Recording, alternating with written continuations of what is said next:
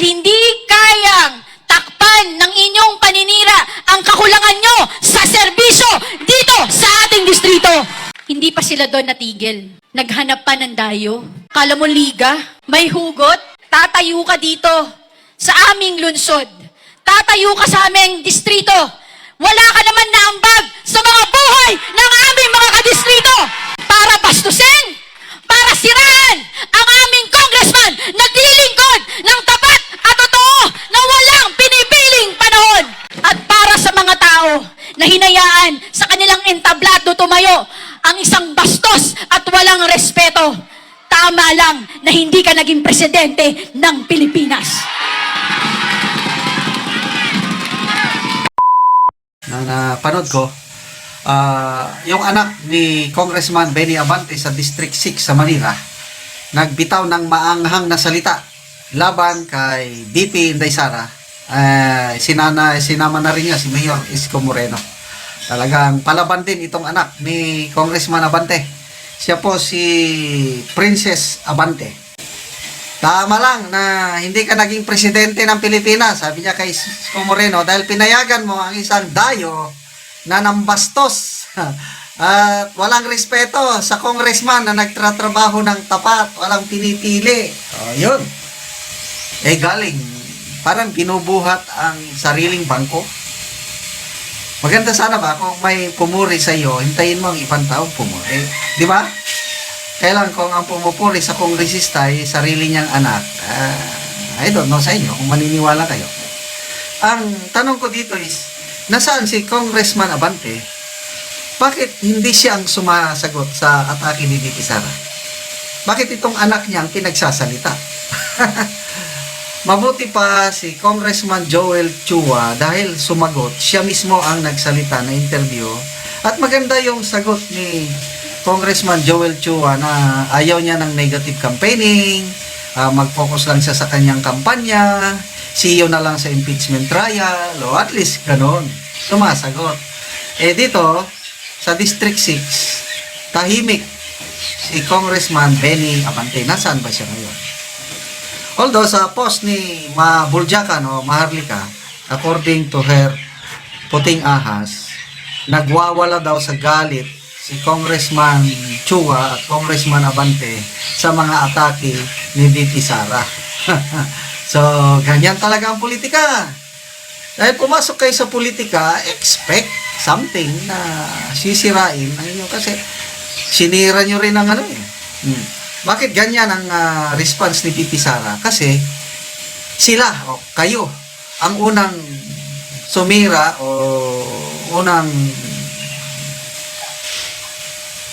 nagsalita laban kay doon sa Kongreso, sa mga hearing napanood ng halos lahat ng Pilipino, sa mga hearing ng Quadcom, Tricom at iba pa. Pag nirespakan kayo, normal yan. Pag ayaw nyong ganyang masiraan, huwag kayong pumasok sa larangan ng politika. Kaya ako, personally, yan ang ayaw na ayaw ko. Hindi ako bagay sa politika. Noong career-retire ko, noong 2015, may mga nagsasuggest, kakandidato ako. Sabi ko, bakit ako kakandidato? Hindi naman ako mananalo pag hindi ako gagastos. Gagastusin ko yung pinaghirapan ko ng 34 years sa isang eleksyon na wala namang kasigurang manalo? Never. Mas maganda sana kung politika natin yung hindi ka gagastos para wala kang babawiin. Mayroong isang COMELEC commissioner, former nakalimutan ko yung pangalan. Ito yung statement niya nung bago eleksyon ng May 2022. Ang kandidato, sabi niya, na gumagastos ng marami sa eleksyon, most likely yun ang maraming issue later on. Anomalya. Kasi nga, anong gagawin niya doon sa billions of pesos? Example, presidente, national position. Gumagastos ka ng billions na hindi naman kayang tapatan ng iyong sweldo later on. O, di ba? Talagang may involve ka talaga kasi mahirap. Kaya yan ang problema sa ating eleksyon. Pagdating sa butuhan, yan na. Mabuti ngayon, yung mga ayuda, Yun na yung ginagastos, ayuda, AX, tupad, kung ano pa yan, pera ng taong bayan, yan ang binibigay sa mga tao. Kaya, kayo po, nga man nakaka-receive ng ayuda, tanggapin nyo lang, kaya lang, huwag kayong papayag na diktahan ang inyong boto. Iboto nyo kung ano sa tingin nyo, sa puso't isipan, yung may malasakit, may taos-pusong hangarin na maglingkod sa inyo para hindi tayo kawawa. Labas mo ang props ko. Hindi na. Ah, Ayan na! Ayan na!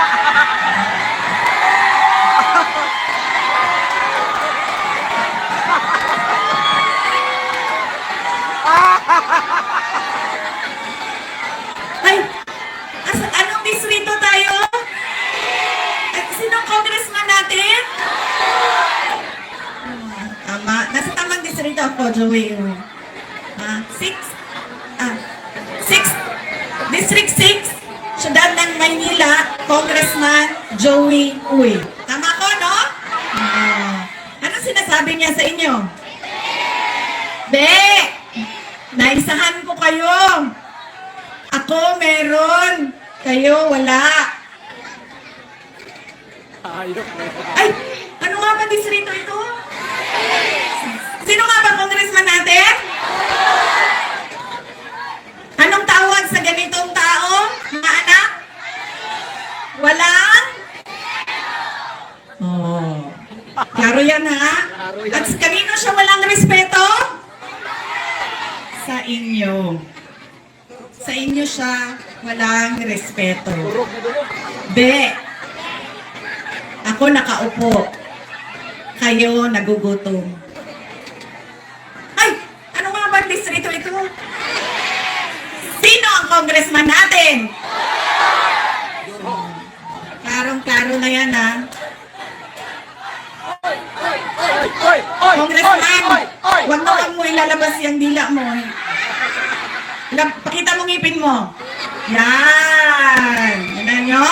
Nakasmile. May respeto sa tao. Smile.